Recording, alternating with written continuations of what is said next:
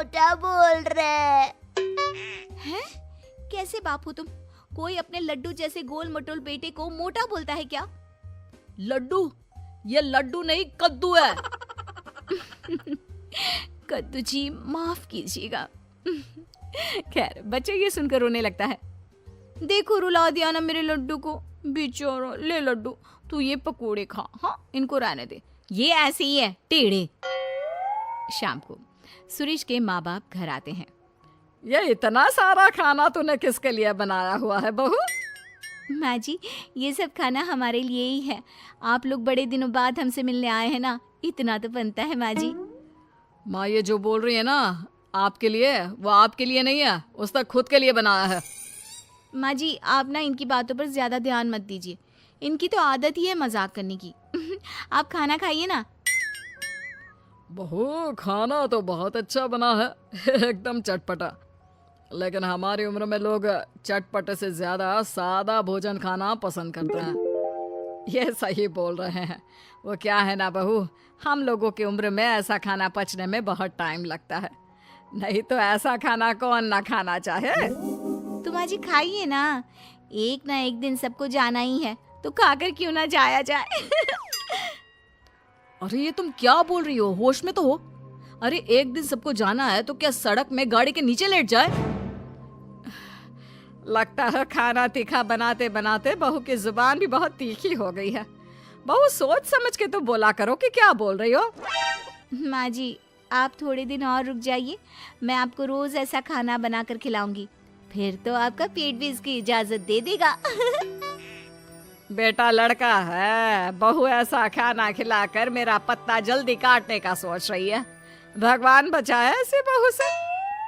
ठीक है माँ जी, लेकिन थोड़ा खाना और तो लीजिए। नहीं नहीं बहू, मेरा बस हो गया। और ससुर जी, आपको तो लेना ही होगा।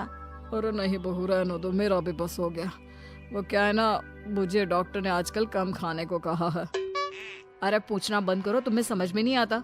वो इस खाने को खाना नहीं चाहते। ये खाना हम ही क्या, अगर कुत्ते बिल्ली को भी खाने को दोगी ना तो वो भी ना खाए, इतना तीखा है। तुम तो अपना मुंह बंद ही करो। तुम लोग नहीं खाओगे तो क्या हुआ, मेरा प्यारा बेटा जरूर खाएगा। इतने में बच्चा दौड़ कर आता है।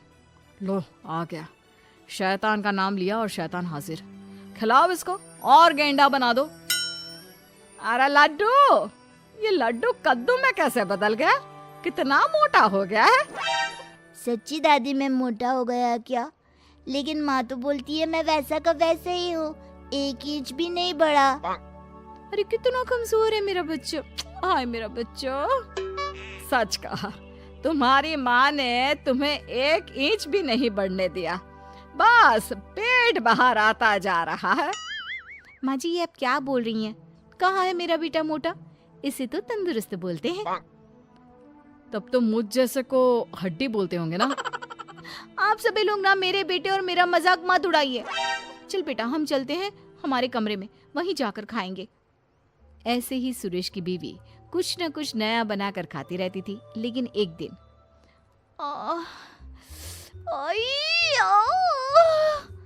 क्या हुआ, क्यों नाटक कर रही हो? अगर तुम मेरा ध्यान अपनी तरफ खींचने के लिए ये सब कर रही हो तो। नहीं जी, मुझे सच्ची में बहुत दर्द हो रहा है। इतना दर्द जैसे पेट में आग लग गई हो। क्या सच्ची में? क्या खाया था? आग पेट में लग गई? कैसे? मैं दर्द से परेशान हूँ और आपको मजाक लग रहा है। मैं ये दर्द नहीं सह पाऊंगी, मुझे डॉक्टर के पास ले चलिए प्लीज।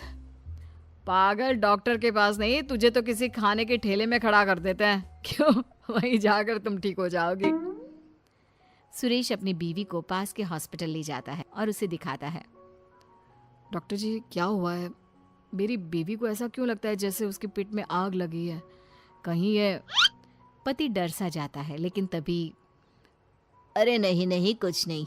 वो क्या है ना, लगता है आपकी बीवी कुछ ज्यादा ही तीखा खाना खाती है। अब आजकल की औरतें कहाँ ऐसा खाना खाती हैं, लेकिन अब इसी के कारण इनके पेट में इन्फेक्शन हो गया है।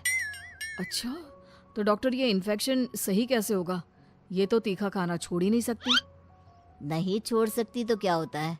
अरे भैया, इनको तीखा और बाहर का खाना बंद करना ही होगा, नहीं तो ये इन्फेक्शन फैल गया तो अच्छा नहीं है, इसका ऑपरेशन करना पड़ेगा। फिर तो ये गजब सा फिगर है ना भाभी जी का वो अम्मी जी जैसा हो जाएगा। बाकी भाभी जी की मर्जी। नहीं नहीं, मैं मोटी आंटी जैसी नहीं बनना चाहती। पर डॉक्टर साहब, अच्छा मैं ये सब खाना छोड़ दूंगी। पति डॉक्टर को देखता है और फिर, तुमने सुना डॉक्टर की बात? तुमसे कितनी बार कहा मैंने, लेकिन तुम नहीं मानी। अब कर दी ना अपनी तबीयत खराब, और खाओ तीखा चटपटा खाना। तुम अब चिढ़ाओ मत मुझे। अच्छा तुम ये डॉक्टर से पूछ कर आओ ना कि हफ्ते में 1 दिन खा सकते हैं क्या।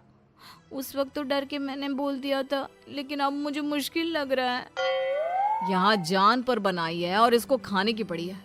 अभी भी आधी रात को मेरी नींद खराब कर तुमको अपने खाने की चिंता हो रही है।